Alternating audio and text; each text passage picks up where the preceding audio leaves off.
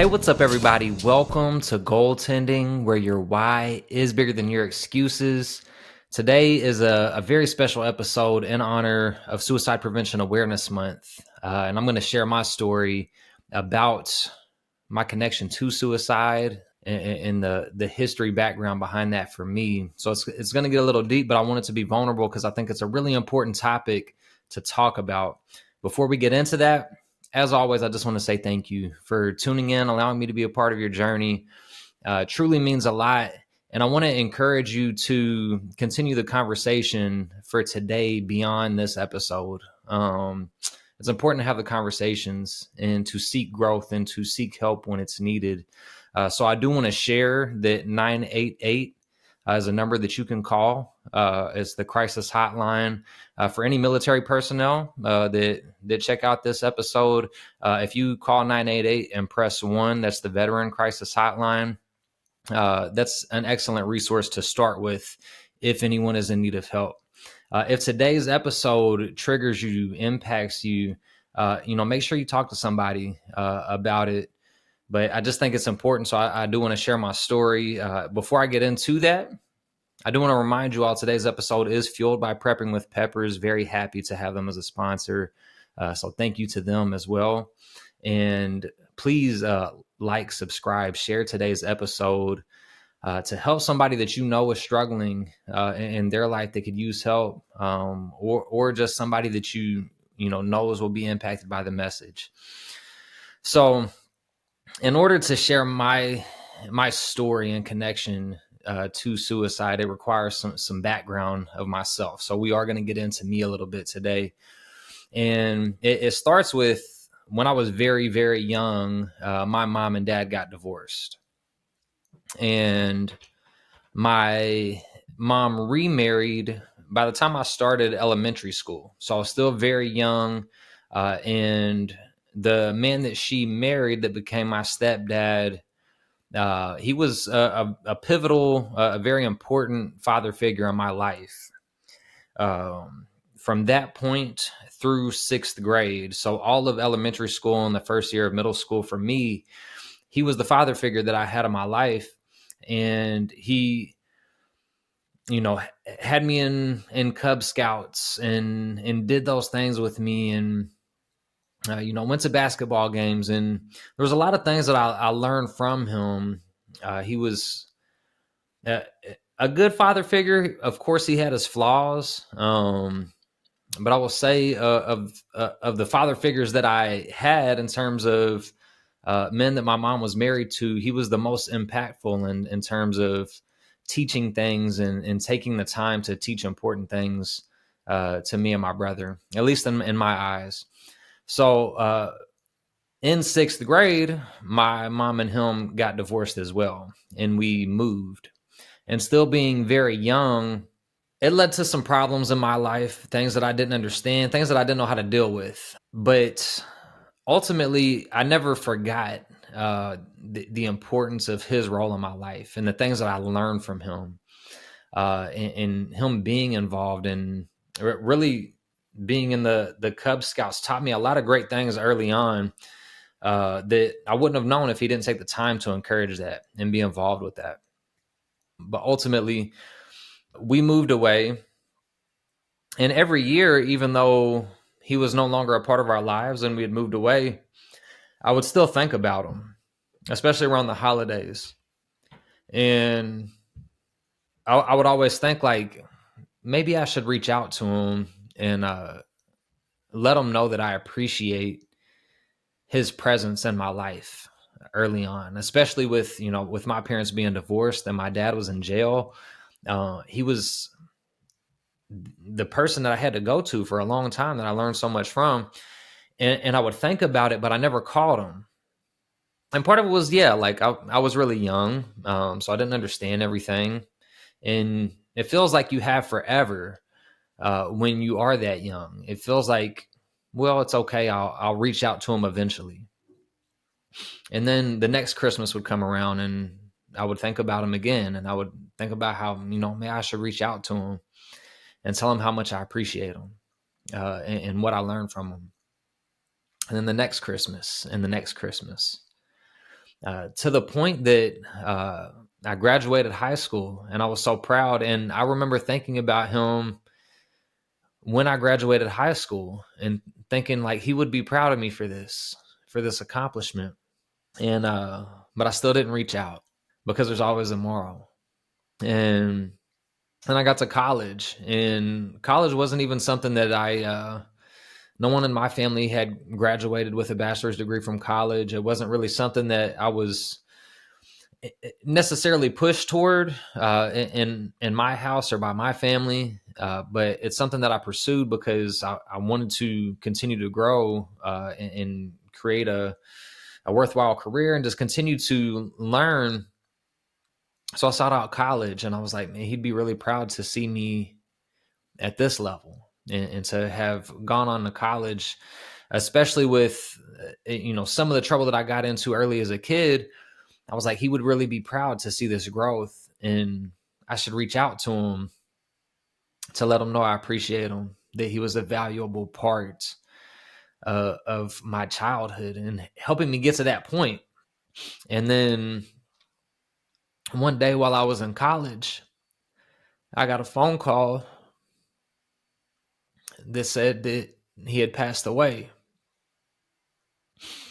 And I asked what happened, and I found out that he committed suicide.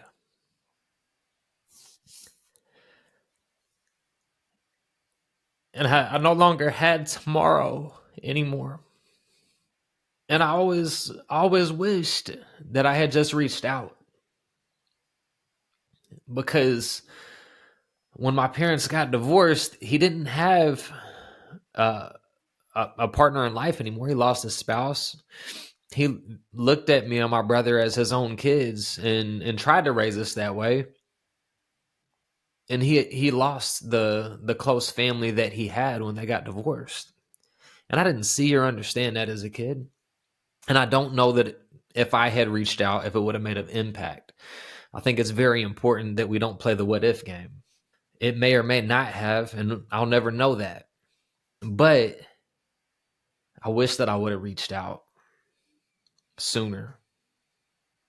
Or every time that I thought about reaching out, but I thought that, well, I'll just reach out next time. Health, fitness, fat loss, sleep, all goals that are impacted by the fuel you put into your body. I've tried meal prepping at home, and I've tried multiple meal prep companies, including those that deliver, but I'll be honest, nothing has been better than the meals I get from Prepping with Peppers. They offer fresh, never frozen meals on a weekly rotating basis, so you don't have to get tired of eating the same meals over and over again. So save yourself some time for the things that matter most by ordering your meals at preppingwithpeppers.com. And next time never came, and it always got pushed off, and it got kicked down the road. And so myself, my mom, my brother, and a couple of people that my mom and him had been friends with, we went to his funeral, and we were the only ones there because he didn't have anybody else. But we reminisced, and we remembered the good times that we had with him.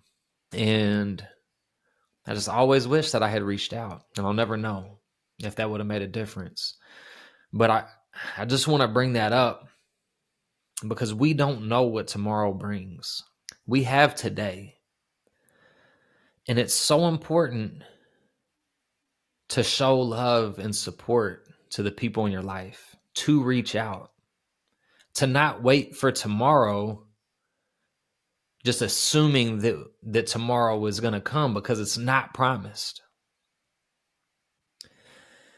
And I know that almost everyone has some kind of connection to suicide in some way, whether it be their own personal struggles, whether it be a family member or a friend or just a close friend's family member or friend.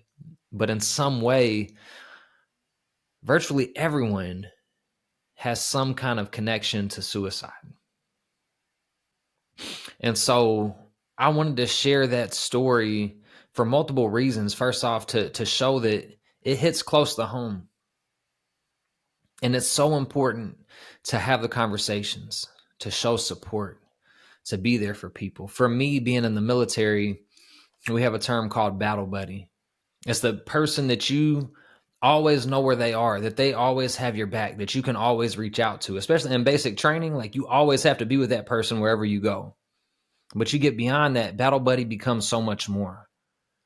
It becomes like knowing that you have someone who has your back, that has support, that you can confide in, that you can trust to share your problems with, to help push through difficult things together. And so I want to encourage you to identify the battle buddies in your life. Identify the people that you can confide in, that you can trust, that have your back, and share when you're going through those challenging times. Don't wait for them to reach out, because they may not realize that you need the help.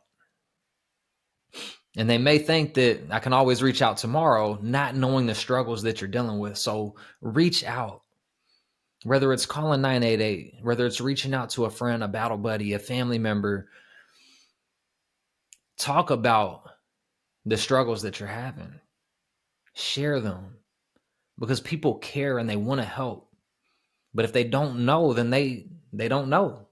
So I want to dedicate this episode to Rick Watson, my stepdad growing up, that lost his life to suicide. Rick, I appreciate you. I appreciate the lessons that you instilled in me, for treating me as your own son early on when I really needed it. I encourage you all to have the conversations. And if you're on the other side of even thinking that a friend, a family member, someone that you're close to is isolated, is struggling, is going through anything, it's better to reach out and just ask them how they're doing, or just show that you care, rather than waiting or putting it off, because we never know. So whether it's reaching out to ask for help or reaching out to show that you're there to support, don't wait, because there is help out there. There is resources out there. And so I will share some resources in the show notes for today. 988 is a very quick, easy resource to go to for help. For military, there are Veterans Affairs resources. There's 988+1 to get to the Veteran Crisis Line, and so much more. So if you don't have that battle buddy, there are other resources out there. But please, it's not worth